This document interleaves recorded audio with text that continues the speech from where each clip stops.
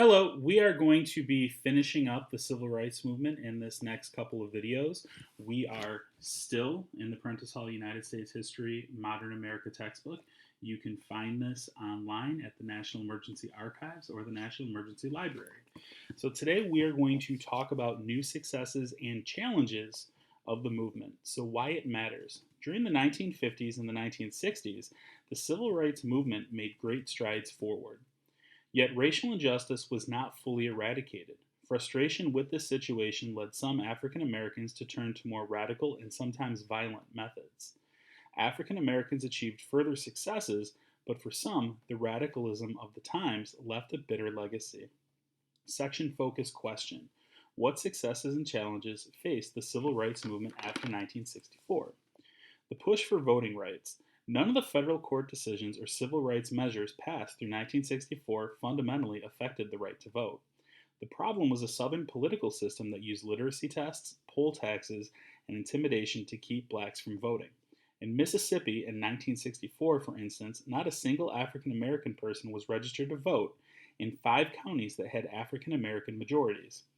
All of the major civil rights organizations sought to overcome these political injustices. SNCC stages Freedom Summer. The SNCC had spent several years organizing voter education projects in Mississippi. It met with little success and a great deal of violent opposition, but in 1964 it called for a major campaign known as the Freedom Summer. About 1,000 volunteers, mostly black and white students, were to flood Mississippi. They would focus on registering African Americans to vote.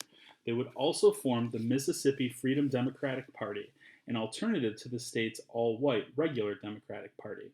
Even before most of the volunteers had arrived, 3 civil rights workers, Michael Schwerner, James Chaney, and Andrew Goodman, disappeared.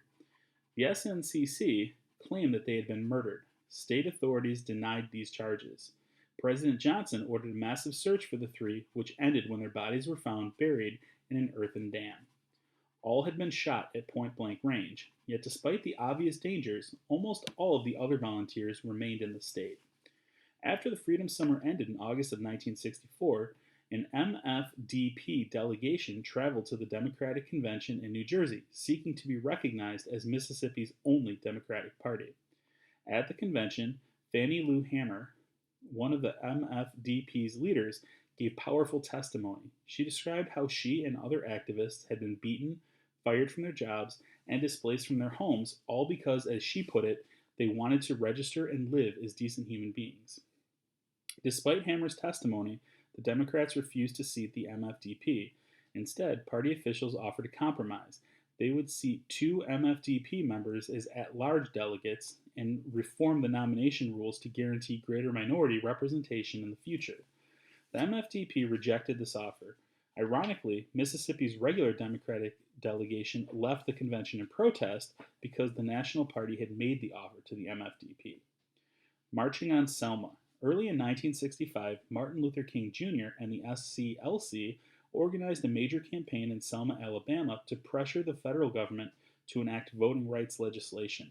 The protests climaxed in a series of confrontations on the Edmund Pettus Bridge, on the main route from Selma to Montgomery. The first of these confrontations took place on March 7, 1965, a day that became known as Bloody Sunday. Heavily armed state troopers and other authorities attacked the marchers as they tried to cross the bridge. Cheyenne Webb, a 6-year-old girl at the time, recalled the scene. I heard all of this screaming, and somebody yelled, "Oh God, they're killing us!" And I looked and I saw the troopers charging us, swinging their arms and throwing their canisters of tear gas. Some of them had clubs, and others had ropes and whips. It was like a nightmare. I just knew then that I was going to die. Cheyenne Webb, Lord Selma, Lord Selma. Webb survived, but the rampage continued. Television coverage of the violence outraged the nation. On March 15th, President Johnson went on national television and called for a strong federal voting rights law. Historically, regulation of voting rights had been left to the states, but Johnson argued it is wrong to deny any of your fellow citizens the right to vote. He added, their cause is our cause, too, because it's not just Negroes, but really it is all of us who must overcome the crippling legacy of bigotry and injustice, and we shall overcome. New legislation guarantees voting rights. Spurred by the actions of protesters and the words of the president, Congress passed the Voting Rights Act of 1965. The act banned literacy tests and empowered the federal government to oversee voting registration and elections in states that had discriminated against minorities. In 1975, Congress extended coverage to Hispanic voters in the Southwest. Another legal landmark was the 24th Amendment to the Constitution, ratified in 1964. It banned the poll tax, which had been used to keep poor African Americans from voting. In addition, the federal courts handed down several important decisions.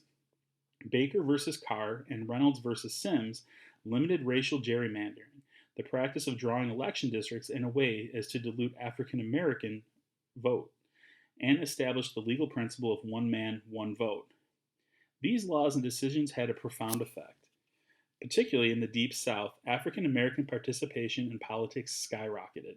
In Mississippi, the percentage of African Americans registered to vote jumped from just under 7% in 1964 to about 70% in 1986.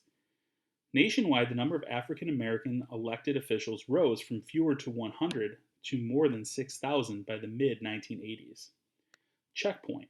What did the protests in Selma, Alabama have on the nation? And the effect that this had is it caused people to kind of see what was going on, and again, it forced a reaction from the president. And by the president reacting, it kind of changed how things were viewed and accepted. All right, so we will be continuing on with this conversation in the next video. Until then, stay safe, and I hope to see you soon.